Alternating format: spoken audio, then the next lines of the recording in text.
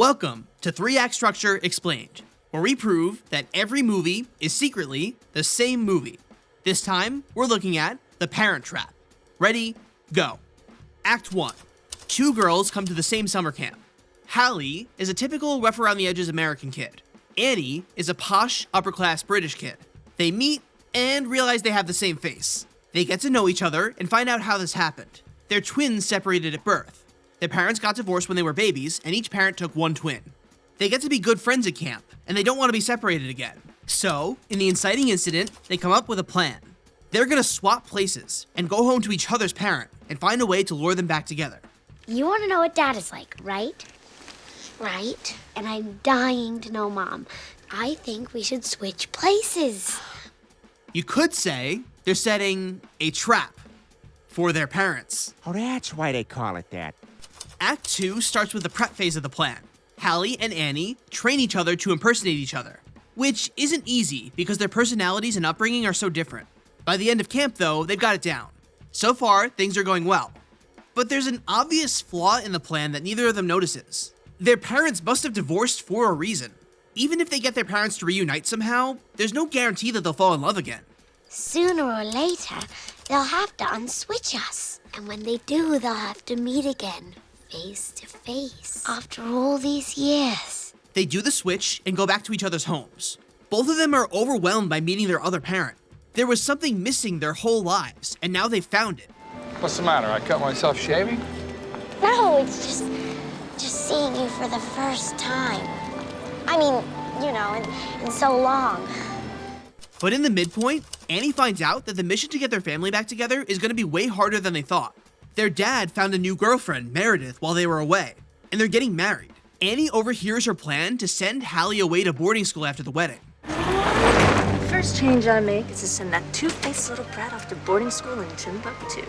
Annie tries to get her dad to break up with her, and tries to contact Hallie to speed up the plan.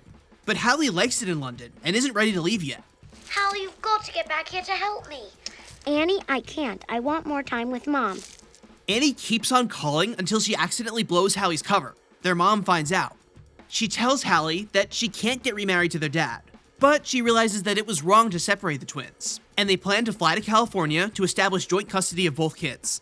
Even with half their cover blown, the twins aren't ready to give up on the plan.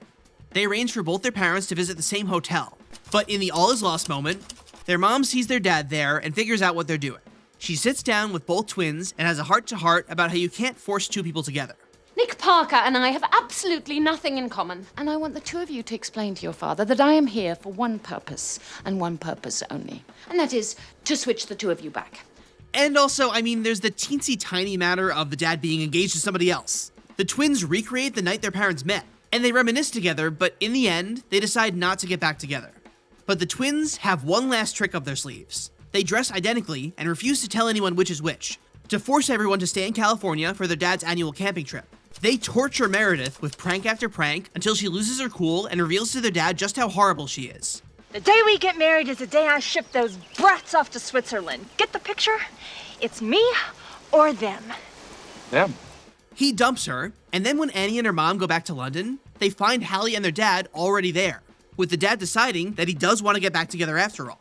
In the resolution, the parents get remarried and the family is reunited. We actually did it. So, what did the characters learn from this? And what can we learn? Here are the major themes of the story. Parenthood. It's natural for a kid to want two parents, and denying them of that if you don't have to is wrong. Family. Family ties are unbreakable, even across extreme distance and time. And marriage. If two people are meant to be, it'll work out. Even though it did work in this particular case, you can't force two people to love each other. It's just, I've missed you so much. It seems like it's been forever. You have no idea. Click the card on the left to see how another movie follows 3-act structure. Click the card on the right for a full explanation of what 3-act structure is and how it works. Subscribe if you like these videos and want to see more. And leave a comment if there's a movie you want to see the channel talk about next.